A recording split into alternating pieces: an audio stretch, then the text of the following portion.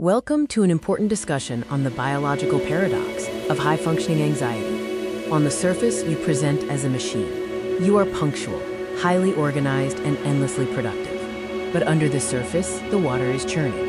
You aren't just succeeding, you are truly surviving. This is the core paradox of high-functioning anxiety. While others see success, you feel a constant low-grade hum of dread. Today, we're decoding the biology behind this feeling so you can finally stop fighting your own brain. Sign number 1, the perfectionist trap. This isn't just about having high standards, it's deeply biological. Your amygdala, the brain's fear center, overestimates threats, constantly telling you that average performance equals danger. So you edit that email 5 times. You rehearse conversations in the shower. You don't strive for perfection to be great. You do it to feel safe. Mistakes feel life-threatening. Sign number 2, the crash and burn cycle. You run on adrenaline all week, operating in a constant fight response. Your system is perpetually primed, believing you need to maintain that high-octane pace to succeed and fend off perceived threats.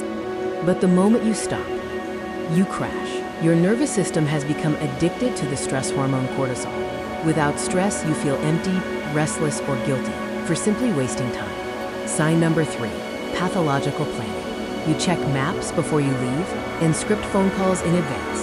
This is your prefrontal cortex desperately trying to regain control over an unpredictable world. Uncertainty is your kryptonite. Sign number 4, the yes reflex. You agree to help, to attend, to work late, even when you are exhausted. Why? Because saying no triggers guilt circuits that feel almost physical. You fear disappointing others more than you fear complete exhaustion.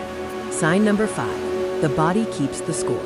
Your mind insists, I'm fine, but your body tells a different story. This shows up as clenched jaw, tight shoulders, or constantly tapping feet.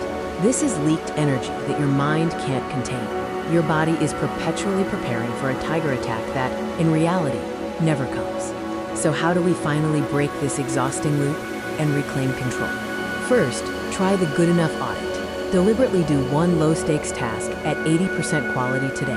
This teaches your brain that the world will not end. Second, schedule worry time. Give yourself 10 minutes at 4 p.m. to panic. If a worry comes up at 10 a.m., write it down and say, not now. I'll worry about you at 4. High-functioning anxiety is a powerful engine, but don't let it drive the car. You belong in the driver's seat. Subscribe for more mental mastery.